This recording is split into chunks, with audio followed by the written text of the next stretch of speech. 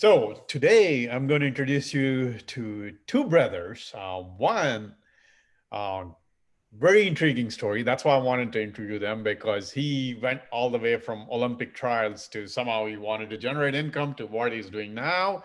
And then he pulls in his younger brother who is going to school into the same thing. All right.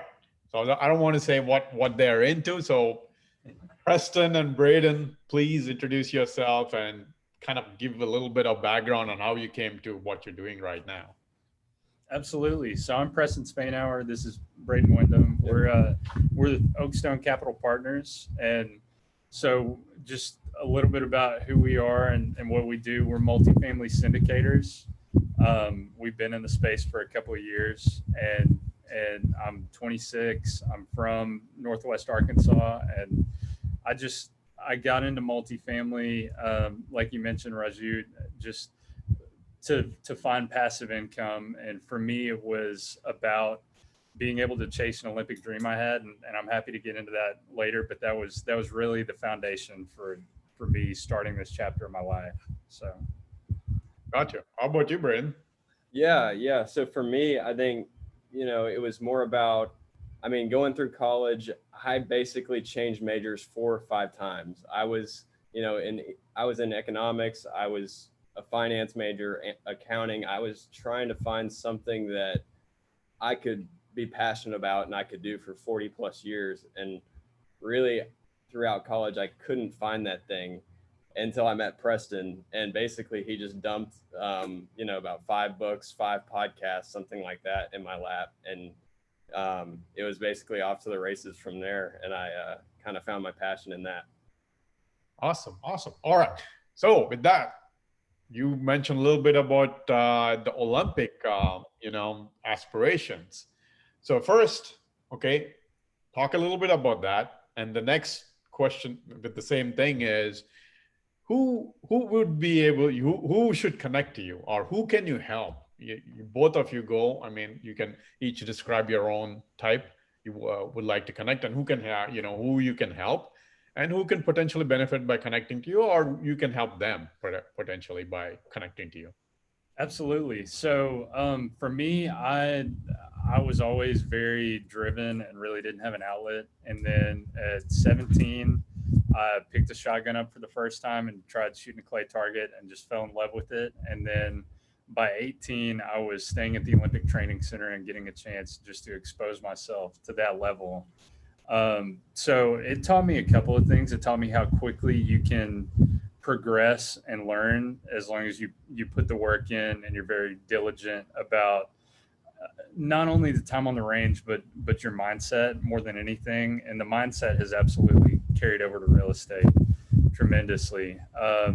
And on top of that, it just really gave me a chance to explore self development and growth and be exposed to that at a young age. I think that's something that going through the traditional education system, we aren't exposed to it as much, where a lot of people think you graduate and the education stops, and that's really where it begins. So that for me was it was just an entry point into that space.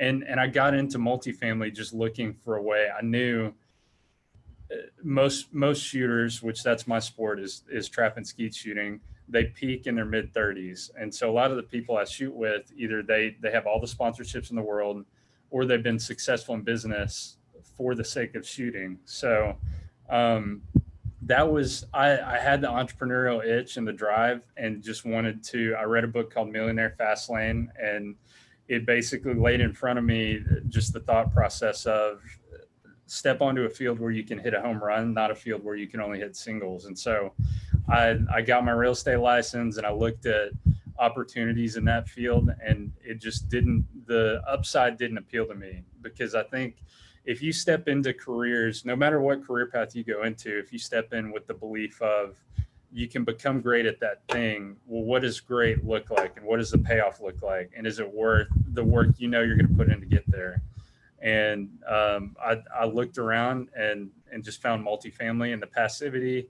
Once the assets stabilized and you have a management company, that really intrigued me. And just the opportunity to build a system and scale the scalability of that industry, which it applies to others too, self-storage and mobile home parks. But that was really what drew me into it.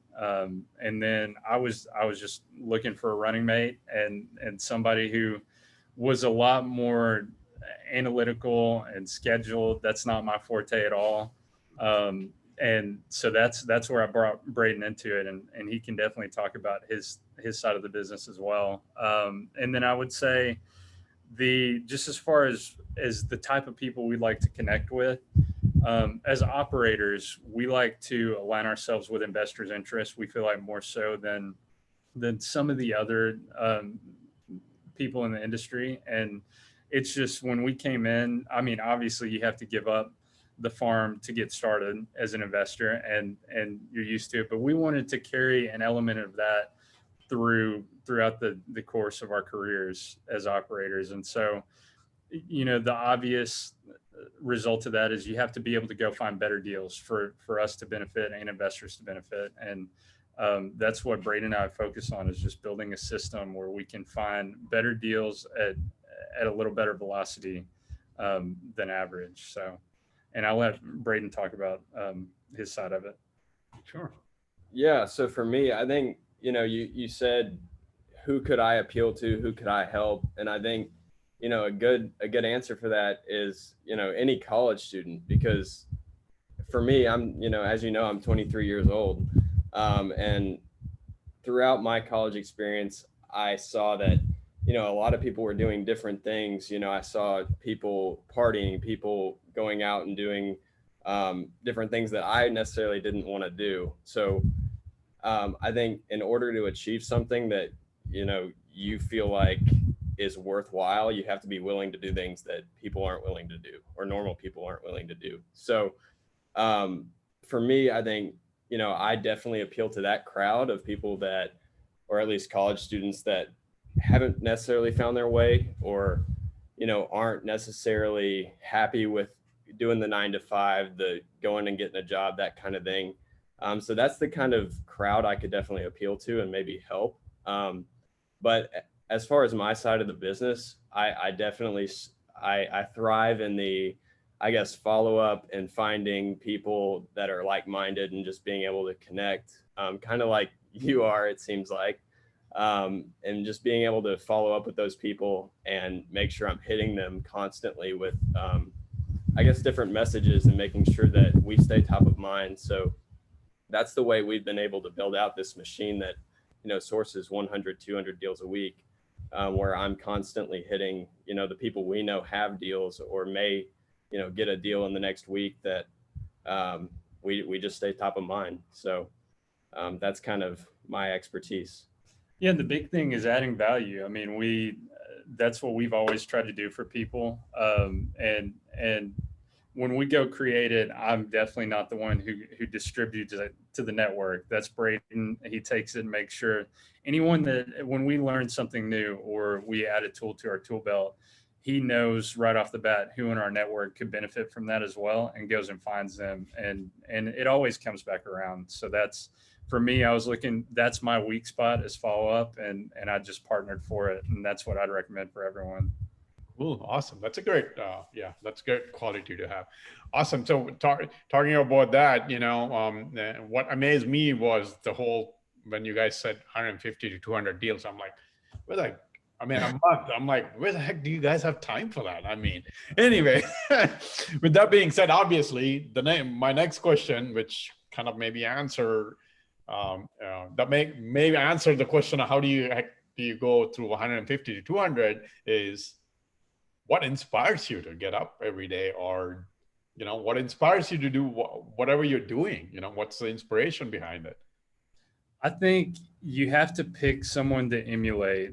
And that's step one, is find a lane, and then identify the goal, and then find someone who did it extremely well, and cut a path that you can follow. And then that's just a way to back into a goal. We kind of identified that person and then said, okay, what do we need to do double their output in their first 5 years of their career. Wow. And when you force yourself into that situation where you have to solve that problem from the inside out, you just it forces you to think a little differently. And I think that was really, a lot of people in our industry, especially, I feel like they figure out what works and then they don't really deviate. And so we've tried to remain malleable. And we said, there are 10 different people we could go copy and they would hand us their whole system as far as acquisitions. And we just run with that and run with a replica. But if we took the best aspects of each of them and implemented that and kind of created our own, then you can take the person who is exposed to 500 deals a month and then take the person taking down 10 deals a month and figure out where the overlap is. And so not only can you get the volume, but you can also get the results and generate those. So that's really what we built it around. I know for me, what gets me up every day is just right now trying to become completely passive. We both have day jobs still. And so we're working 70 hours a week in the office and then try to put in another 40 or 50 when we get home. And so that's been, in this season of our life, for me at least, it's been challenging myself and pushing myself to get a little further than where I think I can stretch myself or where I think other people could stretch themselves, and become uncommon amongst uncommon people, I think is really the goal. Awesome answer. I guess your Olympic background that kind of drives. Okay, all right. Let's Braeden. Yeah.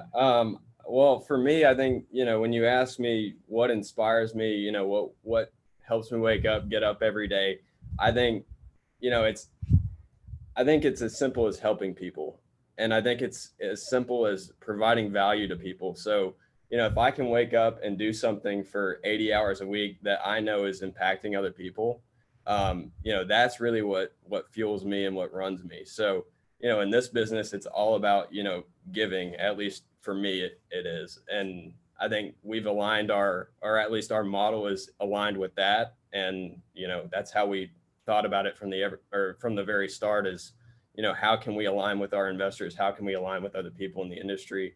How can we, just constantly give, and, it'll come back twofold. So, that's definitely what keeps me going.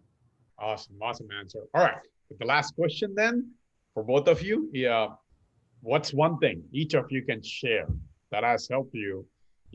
Preston, with you, Olympics. I mean, you went to personal development. I'm sure you got a lot of things, but I want only one thing from you. Okay. Braeden, same thing. One thing that has helped you with your current career, previously, doesn't matter, personal or professional.